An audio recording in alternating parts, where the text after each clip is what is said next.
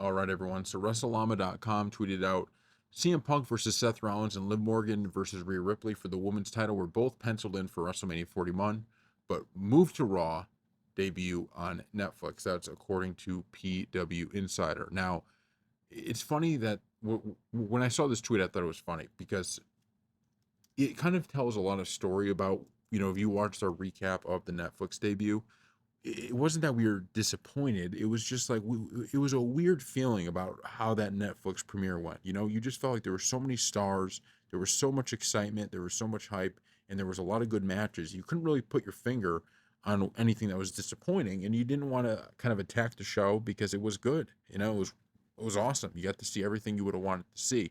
But I think this tells you everything, right? The fact that you had two matches that were supposed to be WrestleMania matches that were on this, it makes a lot of sense. That's why you came out of it feeling the way you did, because WrestleMania, although there's all these great moments that always take place, and sometimes certainly there's stories that are being built for the long haul, but usually WrestleMania is like the end of the season, right? So you have a show, you have the finale, right? And for wrestling, obviously there's no finale, but WrestleMania is kind of that finale. So when you have matches, the two matches that they mentioned, it did feel like a finale. It felt less like we're going to build something, or all of these awesome storylines are coming out of this, and it felt more like a celebration and a finale of the product. And that really, like, when I read the tweet, it clicked. It's like, that's what it was. That's what felt weird about the Netflix premiere. I went into it thinking they're going to use this to build all these big storylines, and The Rock will come back. And when you see The Rock, he's going to be building out his storylines and all that kind of stuff.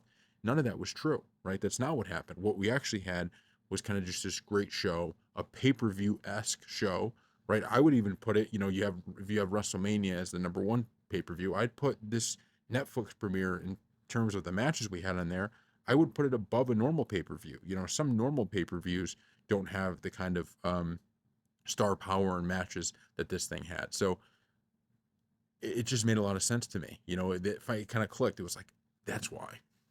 Understandable. That's why it felt that way.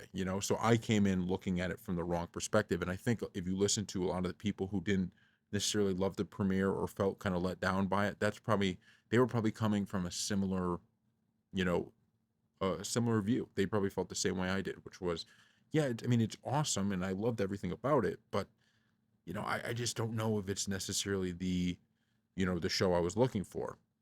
But it was still good nonetheless, and I think this explains a lot of it. So thank you all for watching.